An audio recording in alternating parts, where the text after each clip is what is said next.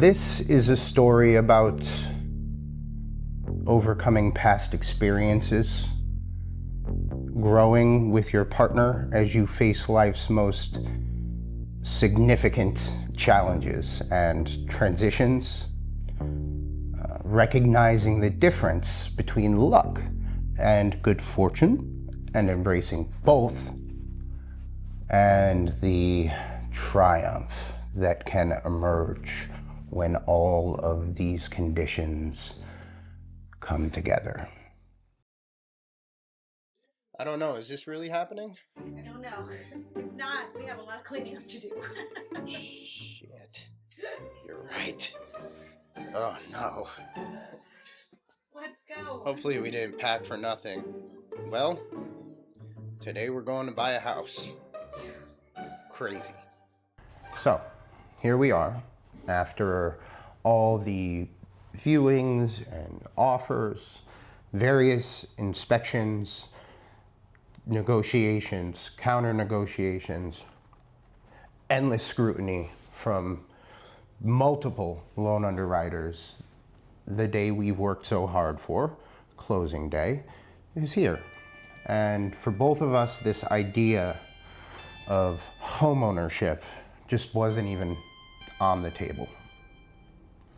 My wife was an actress and bar teacher trying to carve out a career in Hollywood, and I was just lost. I was sort of a bit of a wanderer. When my parents lost their home as a consequence of the 2008 financial crisis, I lost trust in the system, and in many ways I lost faith in my ability to achieve the same dream my parents had worked so hard for, only to end up losing. And my thoughts were, if my dad, who is the most intelligent, resourceful, and determined person I know, if he couldn't make it happen, there was no way that I could. So I sort of just gave up for a while. So we had to overcome these challenges and many other obstacles to arrive at this day. And this is the story of how we got there. 301 only, but they don't check. So we are pulling into, what is this, a lawyer? Yes, this is a lawyer. This is the closing attorney's office.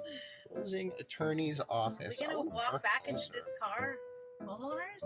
Yeah, I think so, unless the fucking underwriters fucked it. Why are you taking us so far away? Because I'm nervous. Okay, we'll go back to the building. I'm going back.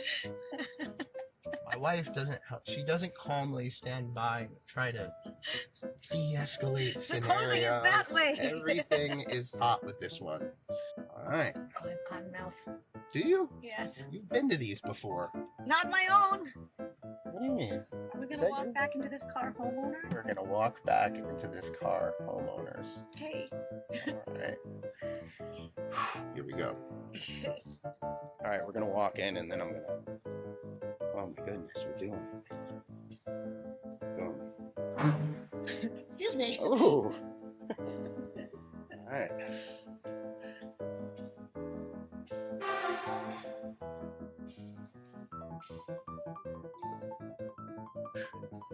All right, we're going in.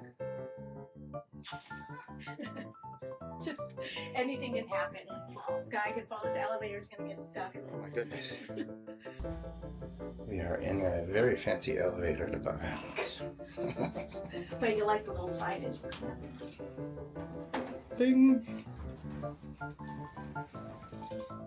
Oh my goodness. Oh my goodness. Okay, before we move any further into closing day, let's rewind a bit to when Kim's and my pretty unlikely story began. The time was December 2019. The place, Tecate, Mexico. This small but industrious border town about an hour south from San Diego, known for its namesake beer and El Chapo. But to the wealthy, and ultra wealthy, Tecate is also home to Rancho La Puerta, this luxurious, sprawling 4,000-acre resort oasis with winding mountain hiking trails and oak groves and manicured gardens. Think White Lotus in the high desert, and that'll give you a pretty good idea of what we're working with here. Kim and I weren't guests. We were both brand new, full-time resident fitness instructors who were under this impression that landing this very difficult to land job was a major boon for our fitness careers and would provide us a respite from the pressures of life and would give us both this financial reset that we needed so badly. And it turns out we were incorrect, but we were both fresh out of our own relationships. We each had our own baggage, and we were both completely unprepared for what was to unfold in the years ahead. Last thing on our minds was meeting our future life partner. But we fell in love, and we fell in love pretty hard and fast. And before long, we found ourselves embroiled in this tumultuous and at times volatile on and off again relationship. It took a couple wildfires, a international pregnancy in the midst of a once-in-a-century pandemic. It took a cartel war. It took an international cross-country move with four pets and a 1-year-old. And it took a couple major and unexpected career shifts for Kim and I to overcome the problems that initially befell our relationship. Some would call this trial by fire. Some would call this trauma bonding. I don't recommend it as a method of couples therapy, but worked for us, so. Ooh, what just happened there?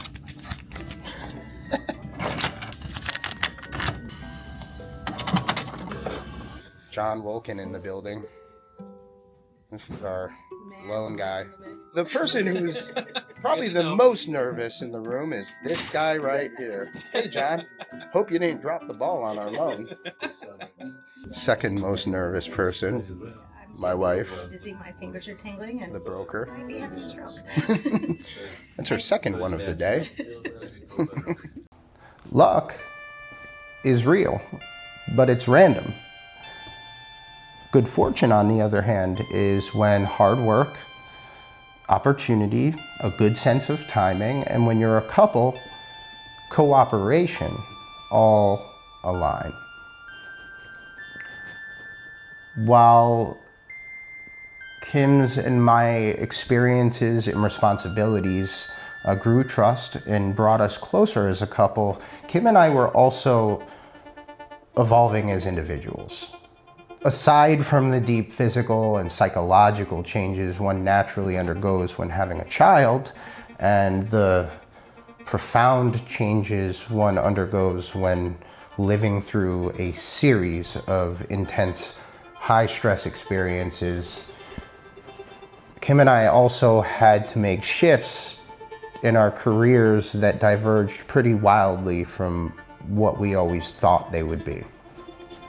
When we moved to the Carolinas, Kim left acting and fitness and took up real estate. I started bartending late nights and coached clients early in the morning while Kim studied for her exams, and after that was working on building her now stellar reputation as a real estate agent. Once I was able to leave bartending, I taught myself photography, and now I'm running a growing real estate and portrait photography business in addition to my work as a trainer. The point being, we've worked harder, longer hours than we've ever worked in our lives. We've recognized when big changes were needed, and we made them. We seized opportunities at the right time, and through it all, we supported each other. Do we feel lucky to be here? Absolutely. But more than anything, Kim and I know how fortunate we are.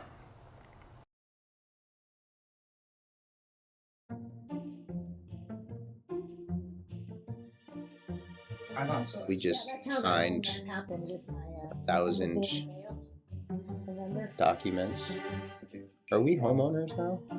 Not until that wire is. Oh yeah. And then technically, then after that, they have to record it. Oh man. That They recorded though.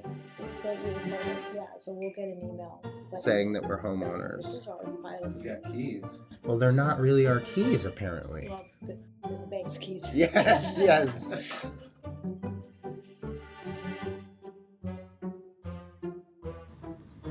Yeah, should it be taking this long? I remember when Victor and Gina, we had to sit for like an hour.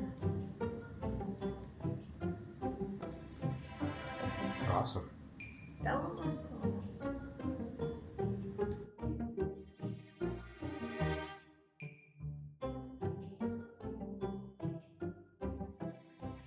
Well, how do you feel, babe? I'm in shock. Yeah, Are yeah, you me sure too. about this? Run! You want me to take Thank a picture you. for you? Yeah.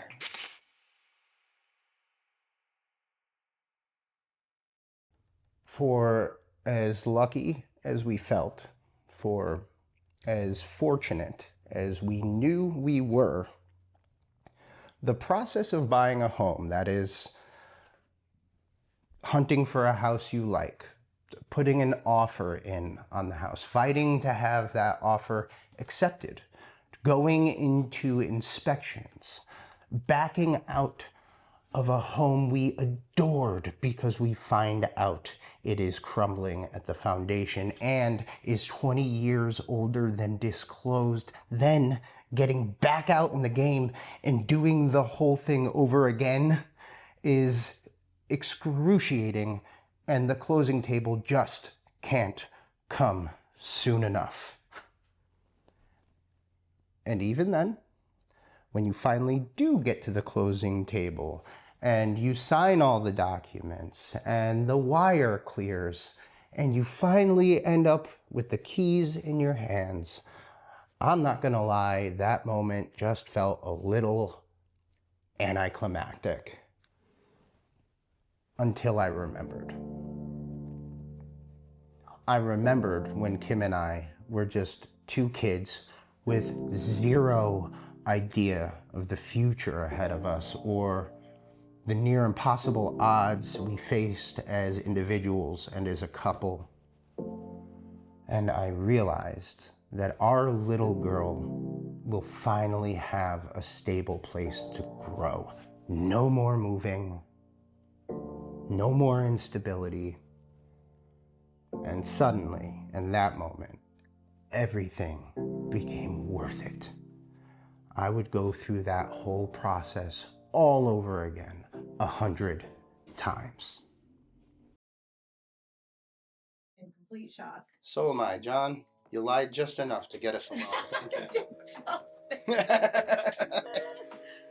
We did it. A lot of signatures. But we did it. We're walking out this building, owners of a home. There we go. Unbelievable. Unbelievable, baby. We did it. We fucking did We it. fucking did it. Wow. Yeah.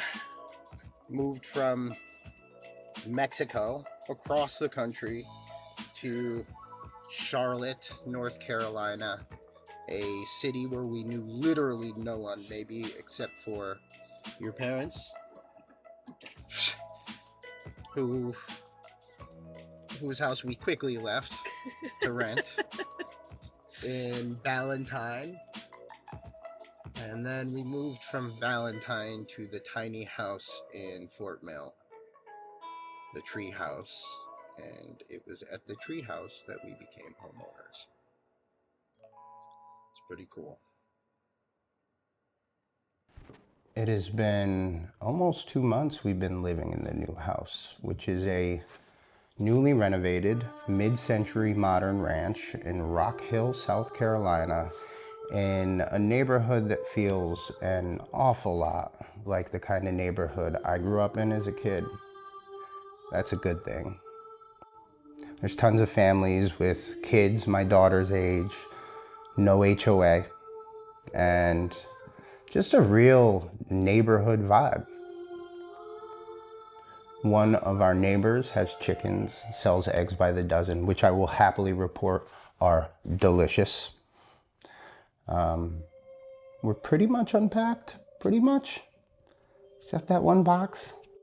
The neighbors have been extremely friendly and welcoming, and getting to know us has been pretty easy because we don't have any curtains up yet. Our daughter is settling in really nicely to her new school, and she's loving all the space she has to run around in. So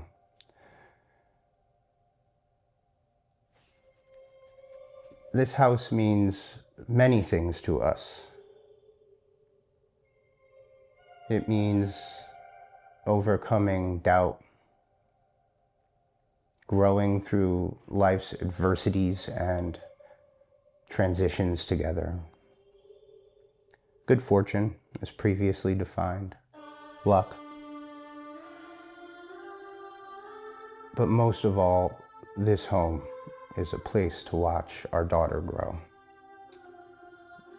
This home is where we will form unforgettable memories, have all our big dinners with friends and family, celebrate big life successes, and shelter each other in times of difficulty. This home is our refuge. This home is our past, our present, and our future. This home, it's our home.